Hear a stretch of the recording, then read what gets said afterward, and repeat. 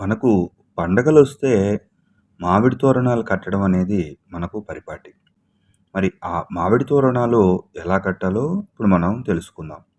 ముందుగా మనం ఏంటంటే, ఈ మామిడాకుల్ని తెచ్చినట్టుగా కాకుండా కాస్తంత తడుపుకొని, ఇలా మనం తడుపుకున్న తర్వాత కాసేపు అలా వదిలేస్తే, ఆ మామిడాకులు కాస్త దానిపైన ఉండేటువంటి ఆ డస్ట్ అంతా కూడా పోతుందనమాట.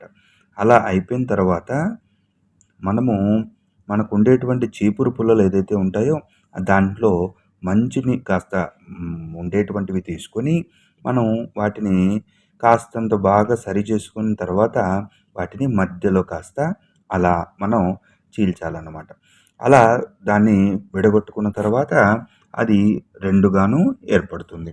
అలా 2గా ఏర్పడిన తర్వాత ఏంటంటే, మనము ఆ విధంగా తీసేసుకొని, 2గా తీసుకున్న తర్వాత మళ్ళా మనము ఏదైతే మనము ఈ మామిడాకుల్ని తడిలో నానబెట్టామో, అలా తీసుకొని పక్కకు పెట్టుకొని, వాటిలో సరిగ్గా చేసుకున్నటువంటివి సమంగా ఉండేటువంటివి తీసుకొని, చక్కగా ఈ విధంగా కుట్టుకొని, మనం ఆ మధ్యలో పుల్లను వెనక నుంచి అలా తీసుకున్న తర్వాత, అలా మనము వరుసబెట్టి చేసుకుంటే, ఇలా మంచి మామిడి తోరణం మనకు సిద్ధమైపోతుంది.